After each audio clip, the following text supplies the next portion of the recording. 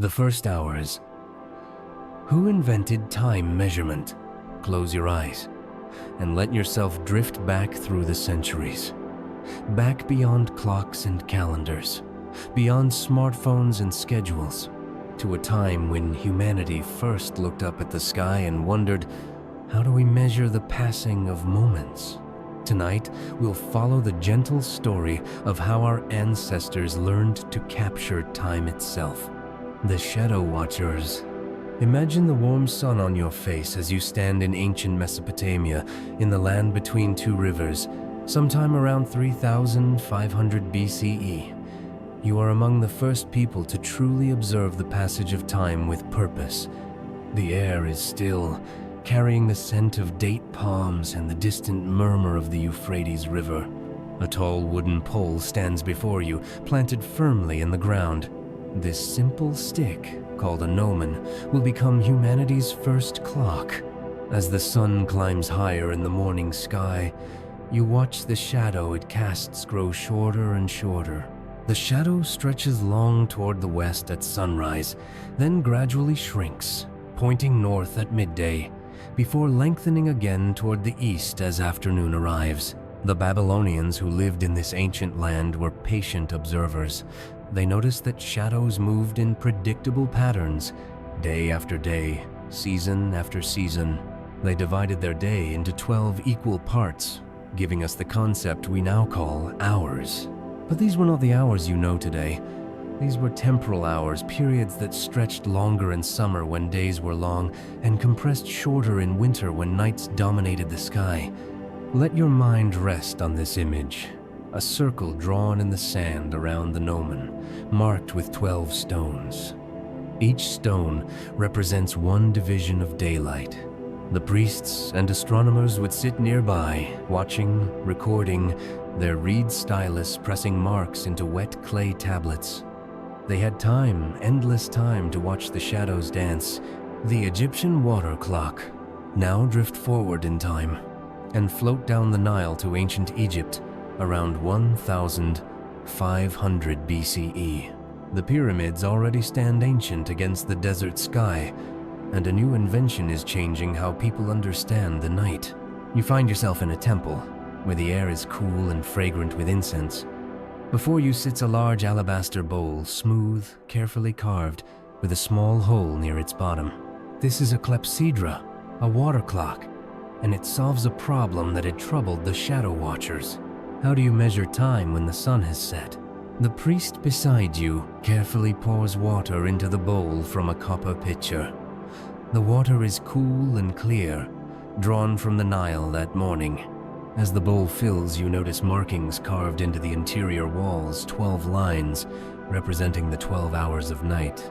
The priest explains in a gentle voice that as water slowly drips from the hole at the bottom, the falling water level will pass each mark, one by one, measuring the passage of the dark hours. Listen to the sound. Drip, drip, drip. A meditation in itself. The rhythm is hypnotic, steady, eternal. Ancient Egyptians would use these water clocks to time the night prayers, to know when to wake the priests for their sacred duties, to mark the hours until dawn would paint the eastern sky pink and gold. The Egyptians decorated their water clocks with intricate hieroglyphs and images of the gods. Some showed the journey of Ra, the sun god, through the underworld during the night. Others displayed the stars and constellations that wheeled overhead.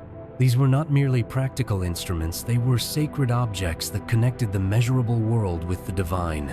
Imagine yourself as one of those ancient timekeepers, sitting in the quiet temple through the long night, watching the water level descend, refilling the bowl when it emptied, your only companions, the flickering oil lamps and the endless procession of stars through the high windows, the Babylonian star watchers.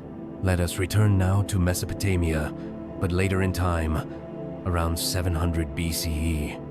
The Babylonians have become master astronomers, and their observations of the heavens are meticulous and profound. You climb the steps of a ziggurat, those great stepped pyramids of mud brick, until you reach the platform at the top. The night air is clear and cool. Above you, the dome of heaven blazes with thousands of stars, undimmed by any artificial light. The Milky Way stretches across the sky like a river of milk, and you can see details in the heavens that modern eyes, dulled by city lights, can scarcely imagine. The astronomer priests beside you have been watching these skies for generations, and their ancestors before them. They have noticed something remarkable. Certain stars rise at the same point on the horizon at the same time each year. They have catalogued 5 wandering stars, what we now call planets, that move among the fixed stars in predictable patterns. These Babylonians divided the circle of the sky into 360 degrees, a number chosen because it was close to the number of days in a year and could be divided evenly in many ways. Each degree could be divided into 60 minutes, and each minute into 60 seconds. This sexagesimal system, based on the number 60, still governs how we measure time today. When you look at a clock and see 60 minutes in an hour, 60 seconds in a minute, you are seeing through Babylonian eyes, thinking with Babylonian mathematics. Why 60? The answer is lost in the mists of time, but 60 can be divided by 2, 3, 4, 5, 6, 10, 12, 15, 20, and 30. It is a supremely practical number for a civilization without calculators, where mental arithmetic and finger counting were the only tools available. Picture yourself learning to count on your fingers the Babylonian way. Each finger has 3 segments, and with 5 fingers on one hand, you can count to 60 by using your thumb to point to each segment in turn, while using the fingers of your other hand to keep track of how many 12s you have counted. Ingenious and simple, requiring nothing but the hands you were born with. The Greek water thieves. Journey now westward and forward to ancient Greece, around 325 BCE. You stand in the Agora of Athens, the marketplace where democracy was born, where philosophers debated and merchants sold their wares under the Mediterranean Sunday. Here you witness something remarkable. A trial is taking place, and time itself is a participant in the proceedings. A water clock, the Greeks called it a clepsydra, meaning water thief, sits beside the speaker's platform. When a citizen rises to present his case, a court attendant removes a plug from the bottom of the clay vessel. Water begins to drain away, and the speaker must make his argument before the water runs out. The Greeks allocated time strictly.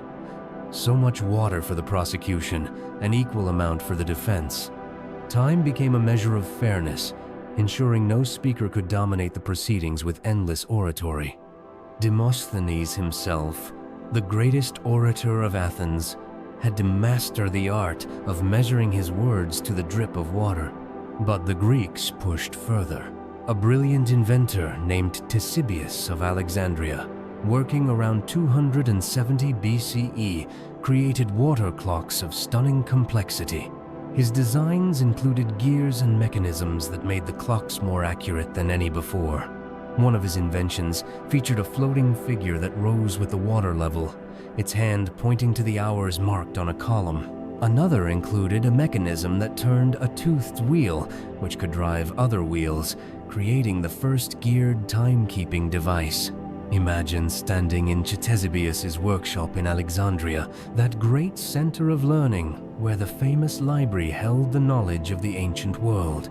The room is filled with the sound of dripping water, clicking gears, and the inventor's satisfied humming as he adjusts a mechanism with careful fingers. He has just solved a problem that plagued water clocks for centuries. In cold weather, the water flows more slowly. In warm weather, it flows faster. His solution involves a float mechanism that automatically adjusts the water pressure to maintain a constant flow. Genius, expressed in bronze and clay. The Roman hours. Now let yourself be carried forward to Rome, the eternal city, around 100 CE. The empire spans from Britain to Mesopotamia, from the Rhine to the Sahara, and Rome herself is a city of 1,000,000 souls.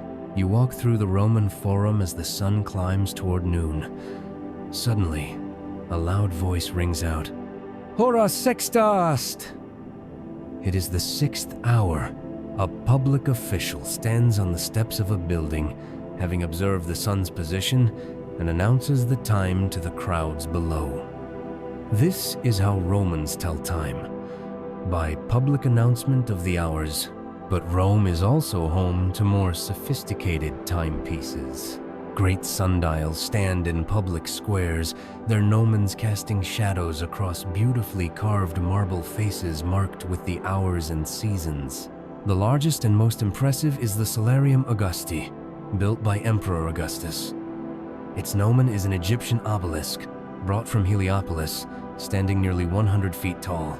The shadow it casts moves across a vast plaza, paved with bronze meridian lines and inlaid with the symbols of the zodiac.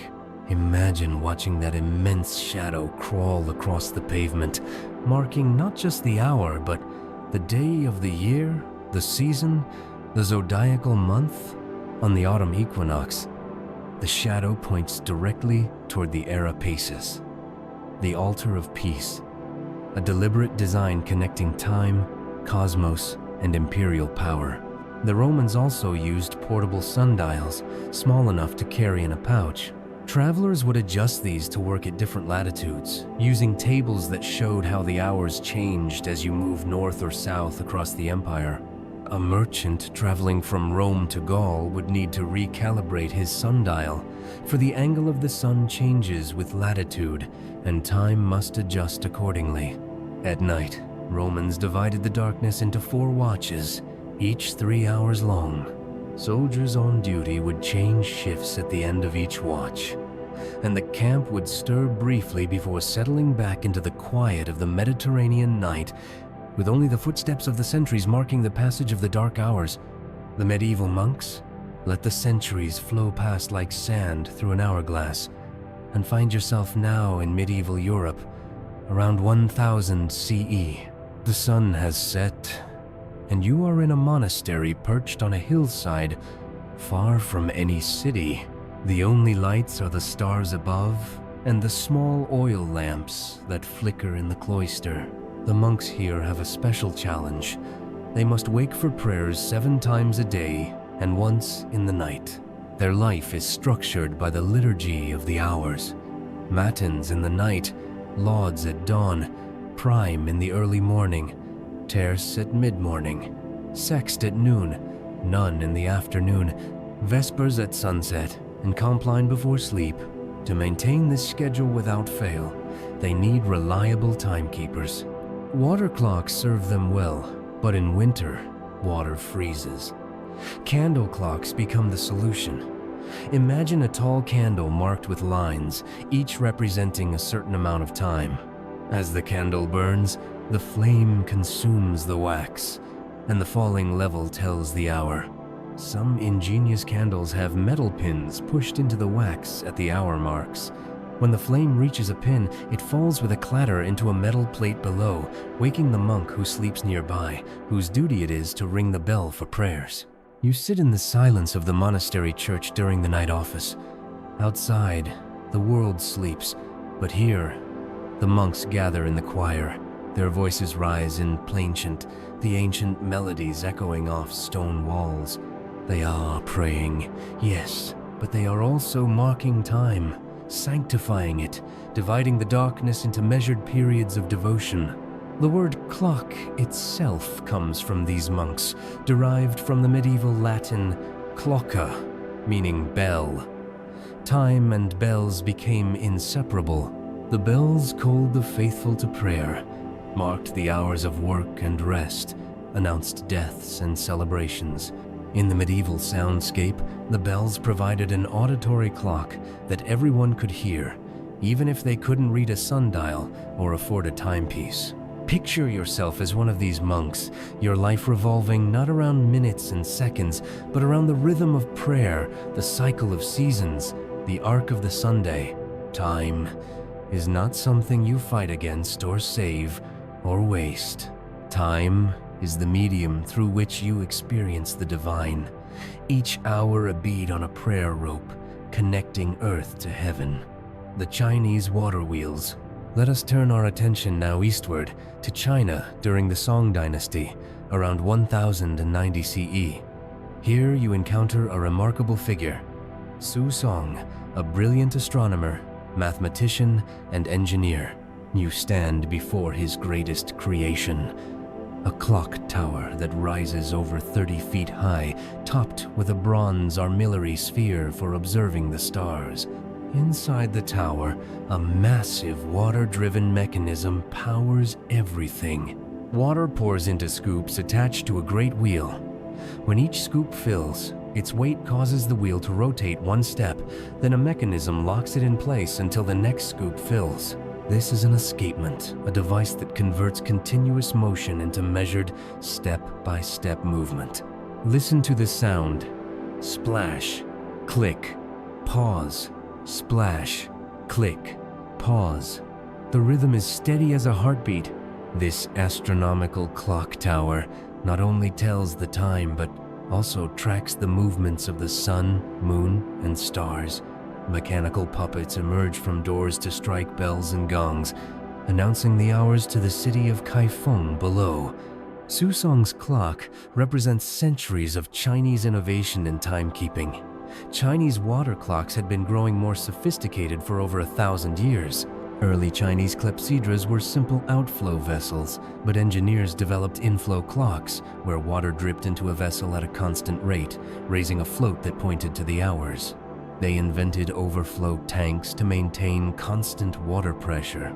They created temperature compensation systems to account for changes in water viscosity.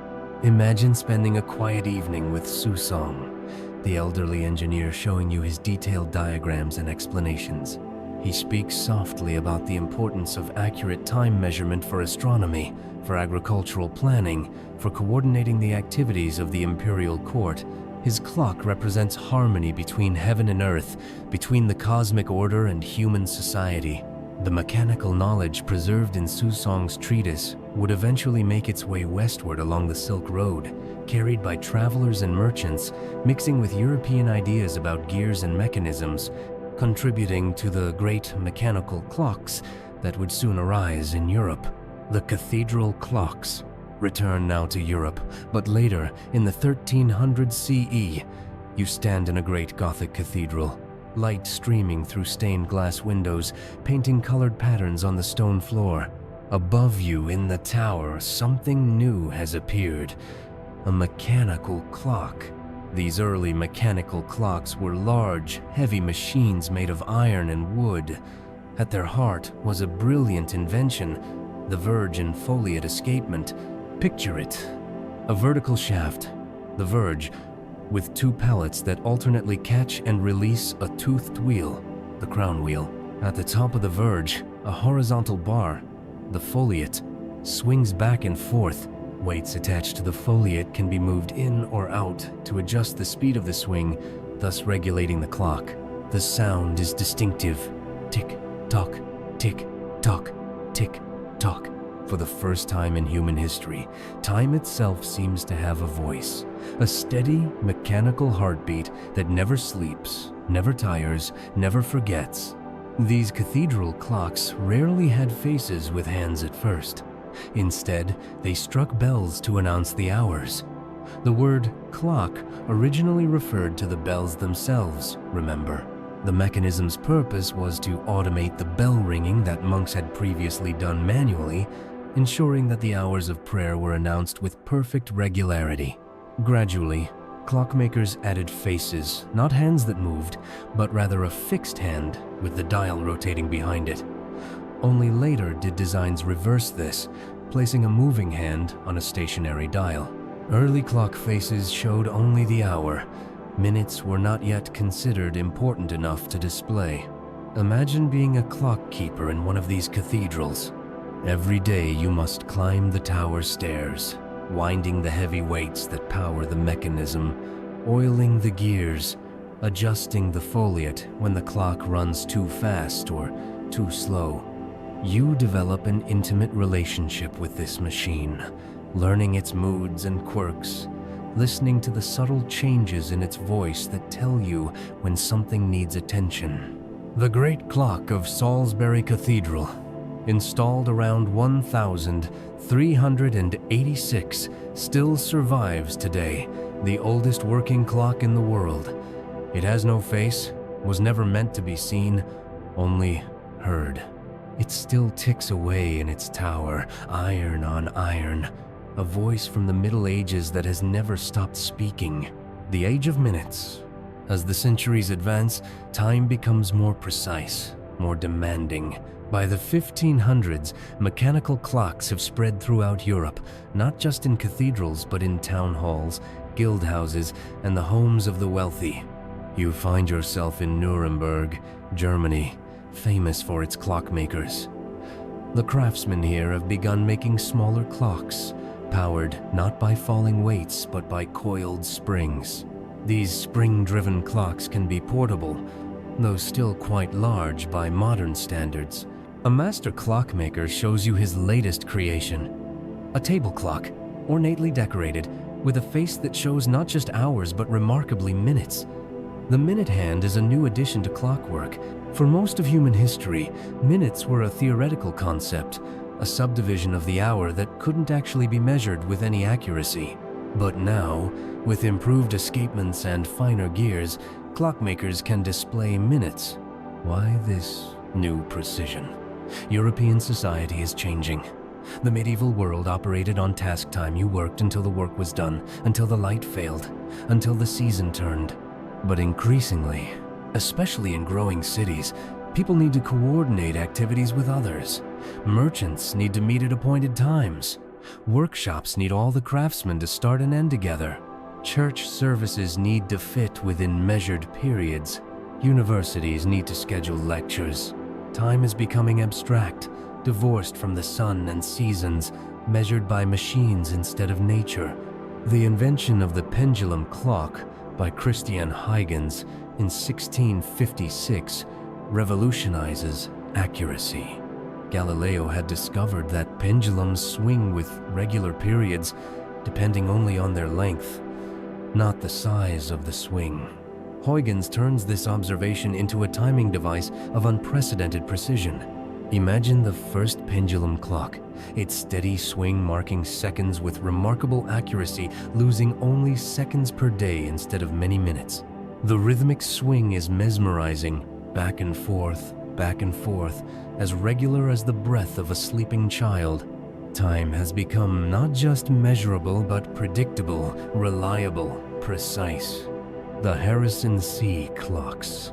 Journey now to England in the 1700s, to a problem that has vexed sailors for centuries: how to find your position at sea. Latitude is easy. You can determine how far north or south you are by measuring the angle of the sun or stars above the horizon.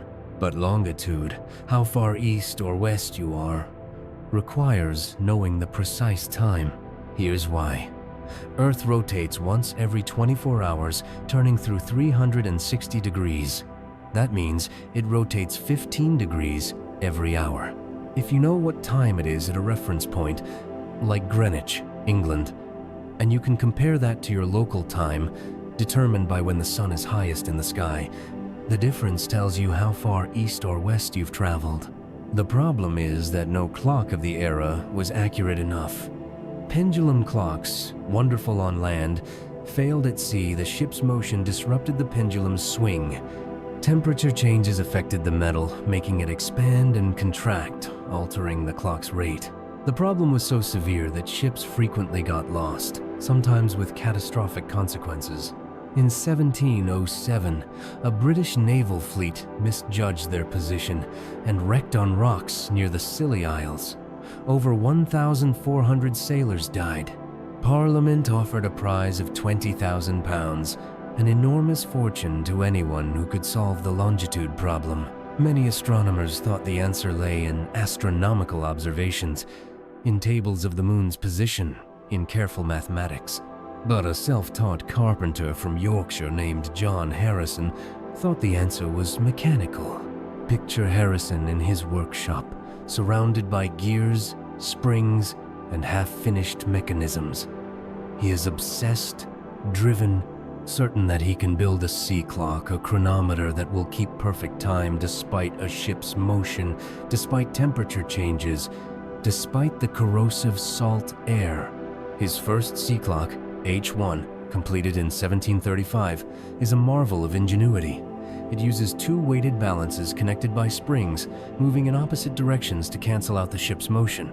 It has no pendulum. It uses special mechanisms to compensate for temperature.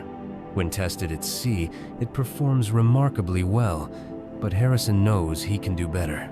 He spends decades building improved versions, H2, H3, each more refined, more accurate, more reliable. But the perfect solution comes with H4, completed in 1759. Unlike its predecessors, which are large and heavy, H4 is watch-sized, about 5 inches in diameter. It looks like an oversized pocket watch, but inside is an extraordinarily precise mechanism. During its sea trial to Jamaica and back, H4 loses only 5 seconds accurate enough to determine longitude within a nautical mile. The longitude problem is solved. Ships can now navigate with confidence. The world becomes more connected. Trade expands. Empires grow. All because one determined man spent his life teaching metal to remember the hours. Imagine holding H4 in your hands. It is heavy, solid, beautiful. Through its crystal face, you can see the intricate gears, the ruby bearings, the delicate balance wheel that ticks back and forth 5 times per second. This is time made tangible, precision made portable, genius made real. The standardization of time.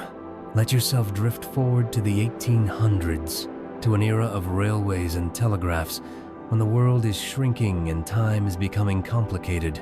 Before railways, each town kept its own time, based on the local noon when the sun reached its highest point. Bristol time was 10 minutes behind London time. Edinburgh time was different still. This didn't matter much when travel was slow. If the stagecoach arrived a bit earlier or later, no one minded terribly. But railways changed everything. Trains ran on schedules, connecting distant cities within hours instead of days. If a train left London at 2 o'clock London time, when would it arrive in Bristol, which ran on Bristol time? Confusion and missed connections were common. Worse, the potential for collisions existed when different parts of the railway system operated on different times.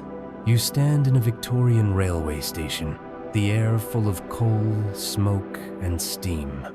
The great clock on the platform shows railway time, actually London time, standardized across the entire railway network.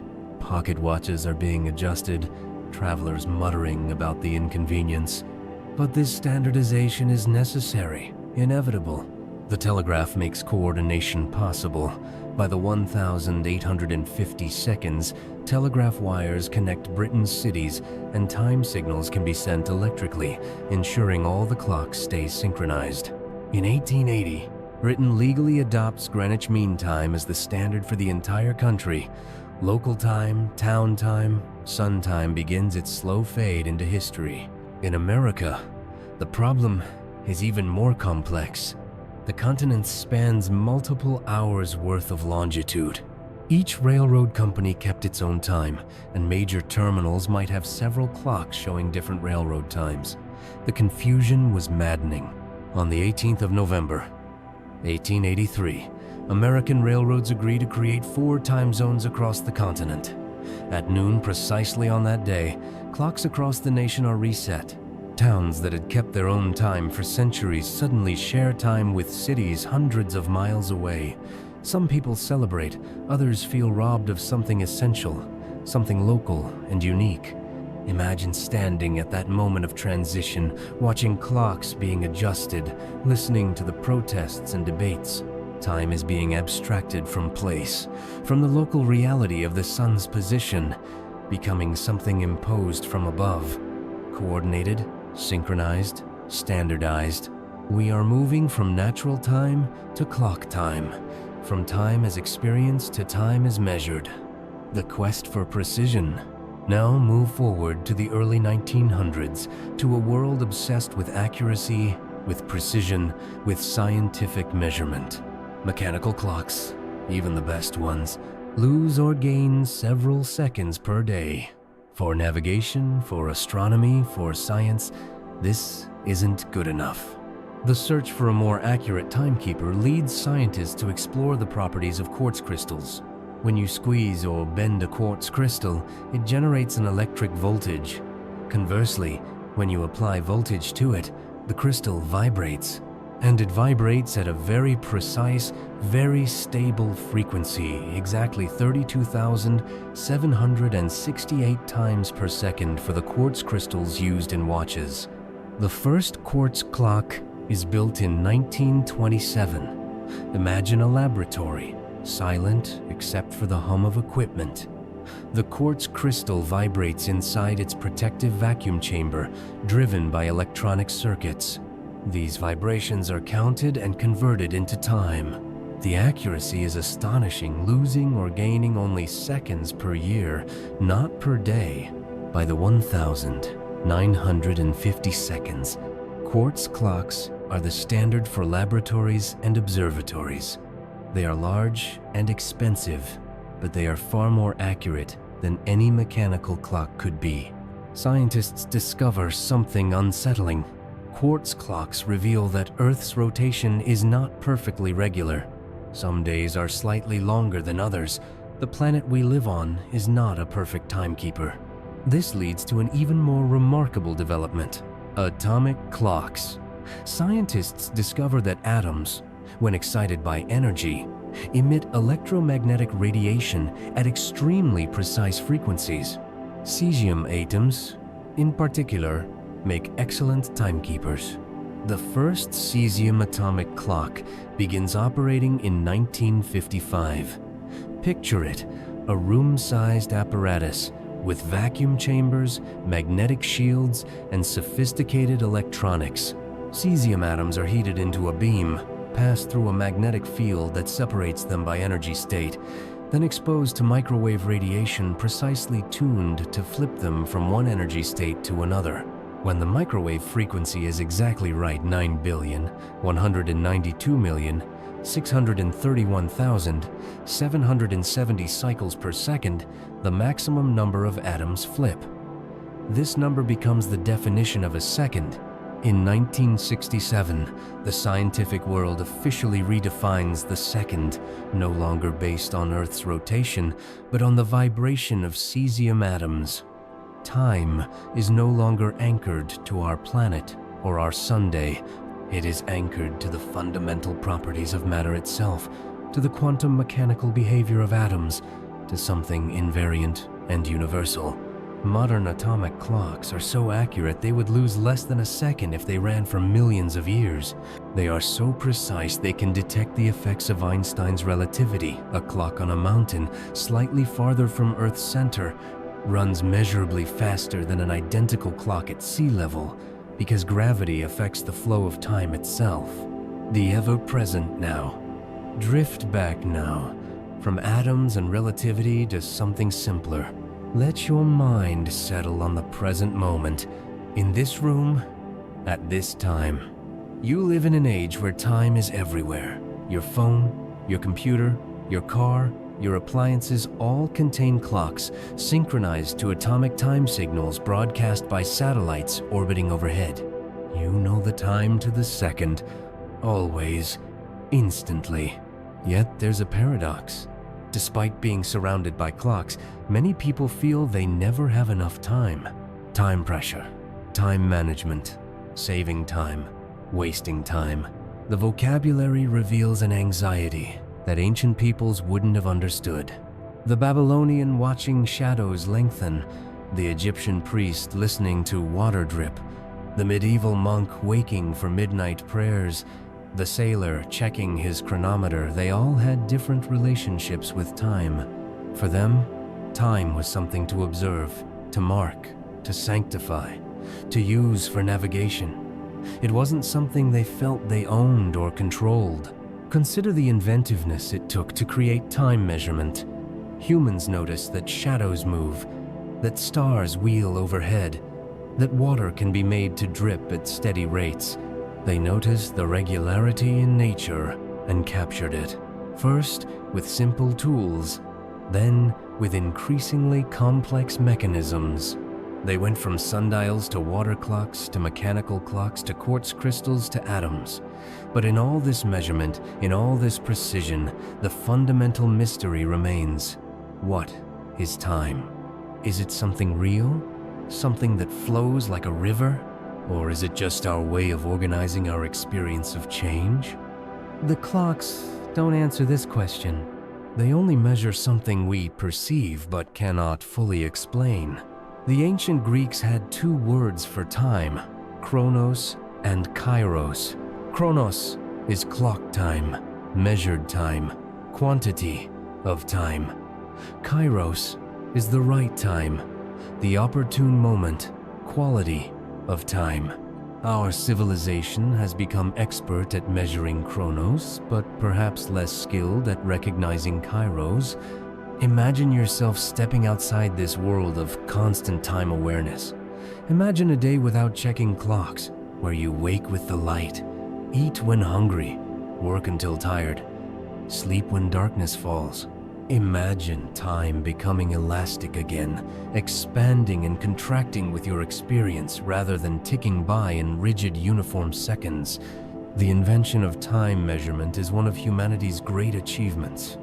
It enabled navigation and science, coordination and precision.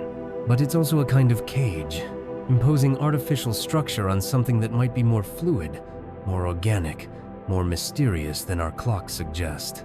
The eternal return. As your breathing slows and sleep approaches, let yourself imagine time not as a line stretching from past to future, but as something circular, seasonal, eternal. The ancient peoples knew this. They saw the sun return each morning, the moon wax and wane, the seasons cycle through their endless round. They measured time not to capture it or control it, but to align themselves with its rhythms, to know when to plant and when to harvest, when to gather and when to rest. The water clocks of Egypt still drip in museums. The astronomical calculations of Babylon are preserved on clay tablets. Harrison's chronometers rest in glass cases, their mechanisms silent. But the shadows still lengthen each evening. The stars still wheel overhead. The seasons still turn. Time measurement began with observation, patient, careful, reverent observation of the natural world. Perhaps, as you drift toward sleep, you can touch that ancient patience again. There's nowhere you need to be, nothing you need to do. The night will pass at its own pace, and morning will come in its own time. Let the images float through your mind, the gnomons' shadow creeping across sand, water dripping into an alabaster bowl, a candle burning down toward a metal pin, a great wheel turning splash by splash, cathedral bells echoing across medieval streets, a pendulum swinging in the darkness, a quartz crystal vibrating silently, cesium atoms flipping their quantum states. All of these are attempts to grasp the ungraspable, to hold the moment, to make permanent what is by nature impermanent. Time flows on regardless, unmeasured and unmeasurable in its essence, while our clocks tick away, counting something we call seconds, but which remain ultimately mysterious.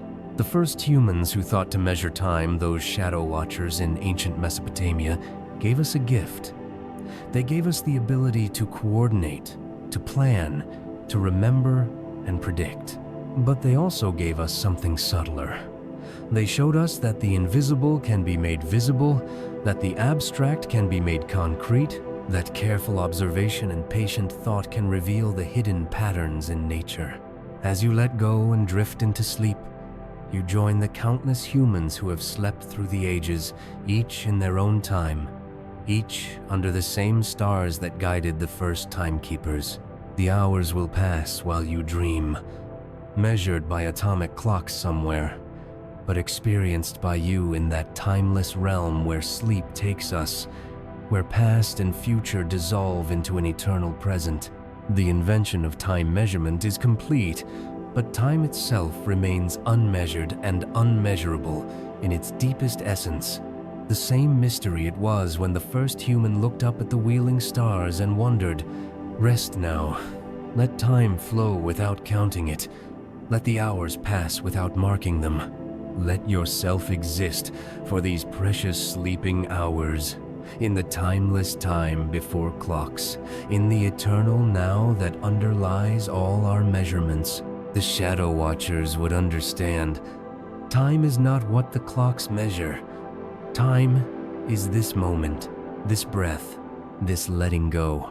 Good night.